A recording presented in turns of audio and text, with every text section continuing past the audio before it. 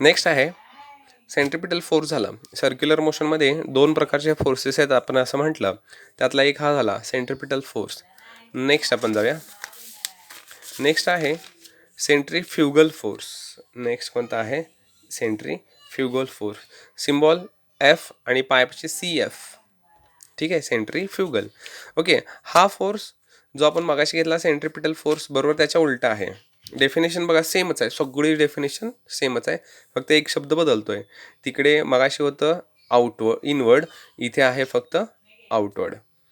कोणता पण पार्टिकल असू दे जो सर्क्युलर मोशन करत असेल तर त्या पार्टिकलवरती आउटवर्ड डायरेक्शनमध्ये एक फोर्स असेल आणि तो फोर्स असेल सेंट्रीफ्युगल फोर्स.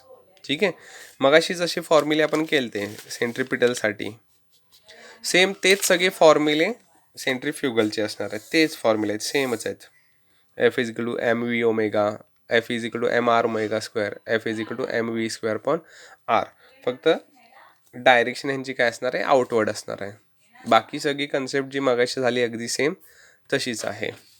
कॅरेक्टरिस्टिक्स बघा, ह्याच्या कॅरेक्टरिस्टिक्स त्या मानाने काय आहेत? कमी आहेत.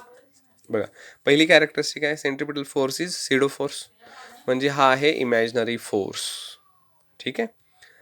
दुसरा आहे direction is different at different points. Okay, ते पण तुमच्या लक्षात येईलच. पार्टिकल जर इथं असेल तर इथून बाहेरच्या बाजूला डायरेक्शन असेल, पार्टिकल जर इथं असेल तर इथून बाहेरच्या बाजूला असेल, पार्टिकल जर इथं असेल तर इथून डायरेक्शन इथून अशी.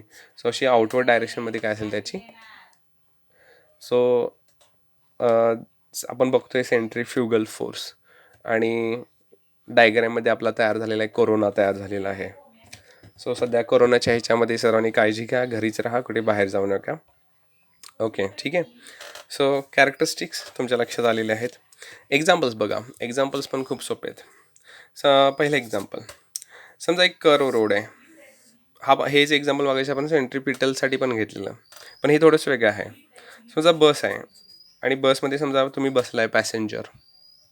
जेव्हा बस इकडे असं लेफ्टला टर्न घेईल, अशी लेफ्टला टर्न घेईल म्हणजे सर्क्युलर मोशन करेल ना बस, तेव्हा पॅसेंजर्स कुठे ढकले जातात? बाहेरच्या बाजूला, म्हणजे राईट साईडला. सो म्हणजे पॅसेंजर्स सर्क्युलर मोशन करत असताना बाहेरच्या बाजूला ढकले जात आहेत. आउटवर्ड डायरेक्शनमध्ये त्यांच्यावरती फोर्स येतोय. तो फोर्स कोण देते हे आपल्याला माहिती नाही, म्हणूनच तो काय आहे? सिडो फोर्स, आणि त्यालाच म्हणायचं आपण सेंट्रीफ्युगल फोर्स. ठीक आहे. दुसरं बघा, तुम्ही कधीतरी फिरत फिरत बागेत गेला असाल, बागेमध्ये तुम्ही असं एखादा पाळणा बघितला असेल गोल फिरणार बघा, हे अशा टाईपचं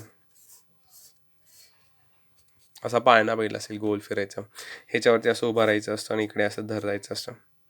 ठीक आहे. मग तुमचा एखादा मित्र असं हा पाळणा असं गोल फिरेल, म्हणजे ह्याला म्हणायचं मेरी गो राऊंड. ठीक आहे, त्या पाळण्याचं नाव आहे. ठीक आहे. समजा तुम्ही इथे उभारलाय, तुमचा मित्र इकडे खाली आहे आणि त्याने समजा हा पाळणा असं जोरात गोल फिरवला, जोरात गोल फिरवला. आता पाळणा गोल फिरतोय म्हणजे तुम्ही सर्क्युलर मोशन करताय. सर्क्युलर मोशन चालू असताना तुम्ही पाळण्याचे ते जे काही बार्स आहेत ते बार्स असे होल्ड केले असणार, धरून मारलेले असणार. समजा तुम्ही सहज म्हणून ते बार इथून असे सोडले, तर गोल फिरत असताना सर्क्युलर मोशन करत असताना तुमच्यावरती इकडे बाहेरच्या बाजूला आउटवर्ड डायरेक्शनमध्ये काय होईल? फोर्स ॲक्ट होईल आणि तुम्ही इकडे अशी बाहेर उडून पडाल. म्हणजे तुम्ही पाळण्यात इथं नाही दिसणार, तुम्ही इकडे इकडे तर साईडला अशी इकडे असे पडलेले असणार खाली, आणि मग काय इकडे असे जराशी तारे जमीन पर. ठीक आहे. सो इथं सर्क्युलर मोशन करत असताना तुमच्यावरती आउटवर्ड डायरेक्शनमध्ये काय झाला? इथं फोर्स ॲक्ट झाला आणि मग त्या फोर्समुळे तुम्ही इकडे बाहेर फेकला गेलात. सो हा आहे सेंट्रीफ्युगल फोर्स. थर्ड एक्झाम्पल बघा, थर्ड एक्झाम्पल पण खूप सोपं आहे. घरी आपण वॉशिंग मशीन बघतोय. ठीक आहे. वॉशिंग मशीनमध्ये आतमध्ये असा सिलेंड्रिकल भाग आहे, ह्याच्यामध्ये असं काय आहे? आतमध्ये आपण कपडे टाकलेले आहेत. हा सिलेंडर आपल्याला माहिती आहे, हा रोटेट होतोय, हा सिलेंडर असा गोल फिरतोय. हा जो गोल फिरणारा सिलेंडर आहे आतला, वॉशिंग मशीनच्या आतला, त्याच्यामध्ये कपडे भिजलेले असतात आणि काही काही वॉशिंग मशीन थोडेसे ॲडव्हान्स असतात, ड्राय करून देणार ना आपल्याला कपडे.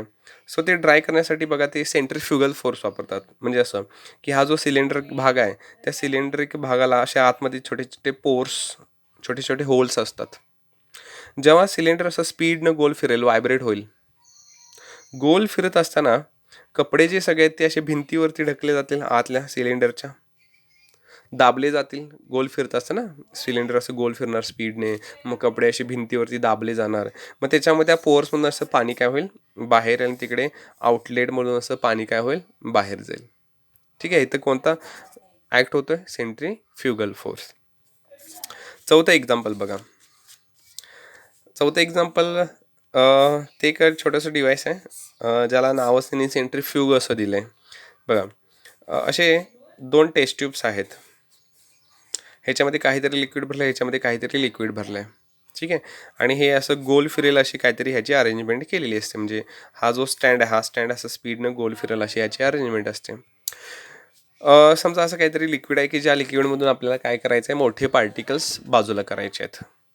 मग ह्याच्यामध्ये मी ते लिक्विड भरलं आहे, ह्याच्यामध्ये मी ते लिक्विड भरलं आहे, ह्याच्यामध्ये ते छोटे मोठे असे पार्टिकल्स, ह्याच्यामध्ये छोटे मोठे पार्टिकल्स सगळे मिक्स आहेत.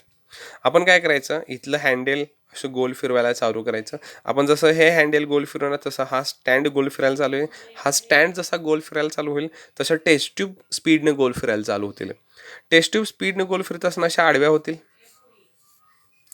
टेस्ट ट्यूब स्पीडनं फिरताना अशा आडव्या होतील, म्हणजे जेव्हा ते स्पीडनं फिरत असेल त्यावेळी लिक्विड इथं असेल, आणि ह्या लिक्विडवरती आउटवर्ड डायरेक्शनमध्ये काय होईल, सेंट्रीफ्युगल फोर्स ॲक्ट होईल.